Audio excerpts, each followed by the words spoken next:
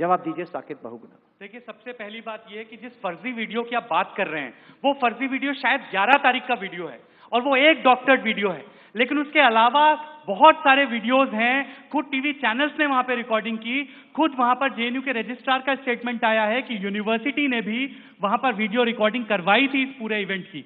और अब जबकि बात इस स्टेज तक आ गई है कि हमारे कन्हैया कुमार जी अभी कह रहे थे कि मुझे कोर्ट से बेल मिली है, शायद उन्होंने ये बेल ऑर्डर ठीक से नहीं पढ़ा। पहली बात तो आपको बेल नहीं, इंटरिम बेल मिली है, that too for only 6 months. और अगर ये आप ऑर्डर पढ़ लेते थोड़ा सा तो मुझे लगता है आपको शर्म आती बहुत ज्यादा अपने आप पर कि आपको जज साहिबा कह रही है कि इन्फेक्शन की तरह ये डिजीज फैल रही है। और ये डिजीज क्या है?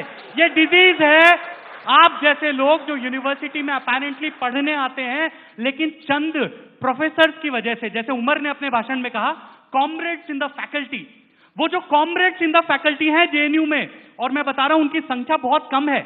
अधिकतर जेएनयू के टीचर्स पढ़ाते हैं, लिखाते हैं, बहुत मेहनत करते हैं, लेकिन एक कुछ कॉमरेड्स इन द फैकल्टी हैं जिनका काम सिर्फ नक्सली, माओवादी, देश तोड़ने वाले, देशद्रोही, सेपरेटिस्टों को पैदा करना है। और आप जैसे लोग भी उनकी उपज हैं जो कि बातें कुछ और करते हैं और रियलिटी में कुछ और करते हैं।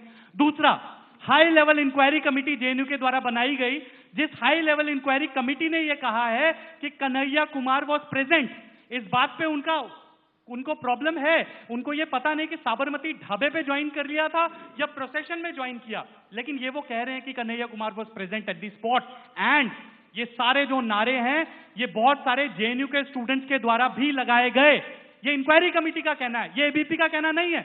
तो इसलिए आप देश को बरगलाना और झूठ बोलना बंद कीजिए। आप कौन सी भुखमरी और गरीबी की बात कर रहे हैं? पश्चिम बंगाल में जाकर देखिए, जहां पर वाम मोर्चा की सरकार ने 35 साल तक राज किया, वहां पर देखिए कि गरीबों की क्या स्थिति आज।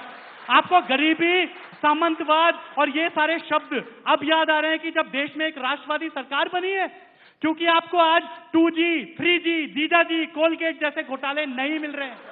आज आपको विरोध करने के लिए और बातें नहीं मिल रही हैं, तो आप शब्दावली खोज के लाइए, इंटॉलरेंट इंटॉलरेंट। अरे ये देश तो कभी इंटॉलरेंट हो ही नहीं सकता, क्योंकि ये देश तो एक्सेप्टेंस के सिद्धांत पर बना है।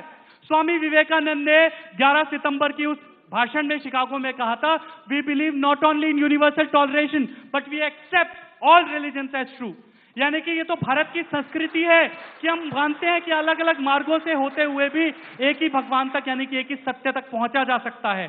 आप किसको बरगलाने की कोशिश कर रहे हैं? आपकी कथनी और करनी में इतना बड़ा अंतर है कि भारत में तो आप फ्रीडम ऑफ एक्सप्रेशन की बात करते हैं, लेकिन आप जिस विचारधारा से आते हैं उस विचारधारा ने यूएसएसआर में कौन सी फ्रीडम ऑफ एक्सप्रेशन दी थी, उस विचारधारा ने चाइना में कौन सी फ्रीडम ऑफ एक्सप्रेशन दी है। देखिए तिब्बत के लिए किस तरह से मॉन्क्स मर रहे हैं।